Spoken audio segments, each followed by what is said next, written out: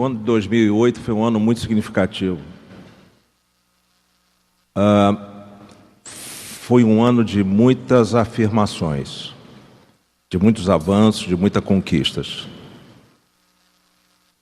Tivemos alguns retrocessos, mas no balanço eu acho que nós tivemos mais avanços do que retrocessos.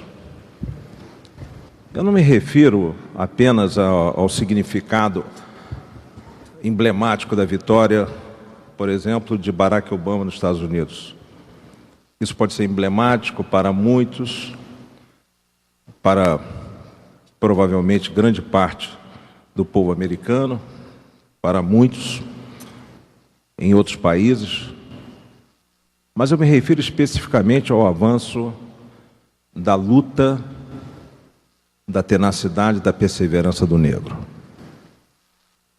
Quando a luta do negro avança, avança junto à luta daqueles que sofrem intolerância, daqueles que sofrem preconceito pela sua etnia.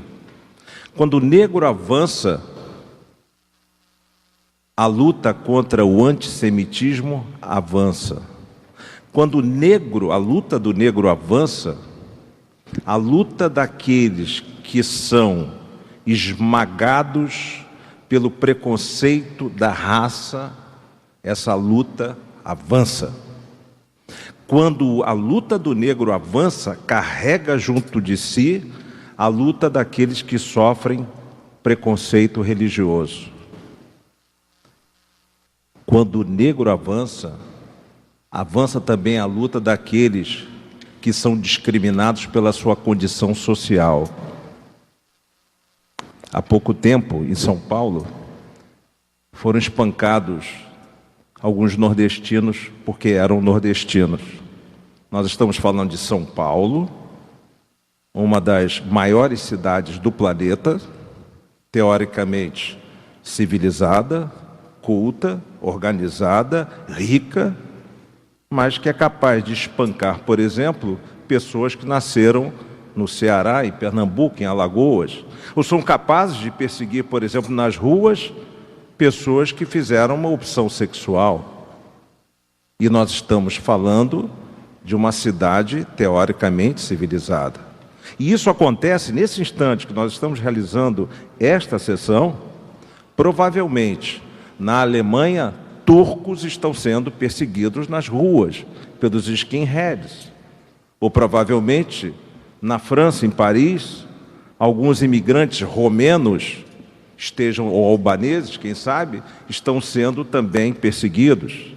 Eu estou vendo aqui representantes da tribo cigana, o Mil Vacite, são ciganos de verdade, que foram esmagados na Alemanha nazista e ainda continuam sendo perseguidos em todo o planeta. Eu sou filho de uma negra que era dona de um terreiro de Umbanda em Niterói. Meu pai era mulato, casou com uma italiana de olhos verdes. E eu me lembro bem, é um dos fatos da minha vida que marcou muito. Uma das minhas tias era racista. E dizia, numa das brigas com a minha mãe, negócio de irmã, né? Ela se referiu assim: quem mandou você botar esse negrinho no mundo? Se referindo a mim. Aí, anos mais tarde, a gente descobre que 85% da população do Brasil tem sangue negro. Aí a gente descobre que, graças aos portugueses, a gente conseguiu uma miscigenação como poucos países têm. É interessante isso. A gente só começa a compreender o papel do português na nossa colonização, na nossa formação, depois que você olha à sua volta e vê que os ingleses não fizeram isso na África do Sul, não fizeram isso na Índia, não fizeram isso na China, não fizeram por onde passaram a miscigenação, como os franceses não o fizeram, como os holandeses não o fizeram. como nenhum outro povo fez. Hoje, apesar de toda essa miscigenação, de todo esse avanço, eu acho que o movimento negro no Brasil, ele difere dos demais por algumas razões. Entre elas, a ausência do ódio. O ódio, definitivamente, ele não consegue ser um bom parceiro em qualquer luta. Mas a coragem, a afirmação e, sobretudo, o orgulho de se dizer negro, da mesma maneira como aquele se diz umbandista, evangélico, católico, judeu, mas essa coragem de você declarar sou negro, esse é o primeiro passo para a afirmação. E talvez seja esse orgulho de eu ter nas veias esse sangue negro da minha avó, que tenha me feito um homem em que eu consegui passar para meus filhos essa afirmação de que nós temos o dever de lutar contra, acima de tudo, a mãe de tudo isso que ocorre, que é a ignorância. Porque é a ignorância que fabrica, ela sim, a ignorância fabrica o preconceito. E é o preconceito que dá luz à discriminação. E a discriminação que arrasta a intolerância. E essa intolerância que muitas das vezes se transforma no racismo, racismo este que já matou milhões de pessoas nesse planeta. Então, eu faço hoje, terminando, presidente Beatriz, eu faço dessa tribuna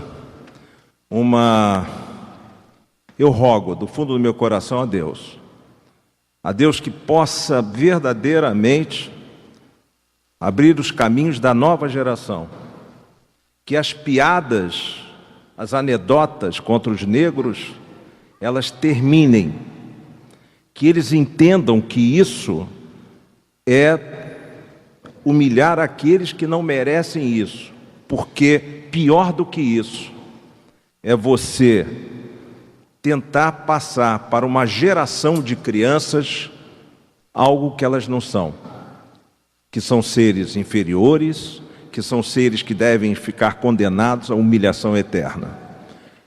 E o exemplo começa de nossas casas, dentro de nossas famílias, junto aos nossos filhos. Que Deus os guarde, que Deus os proteja, que Deus os abençoe. Parabéns a todos nós que temos sangue negro.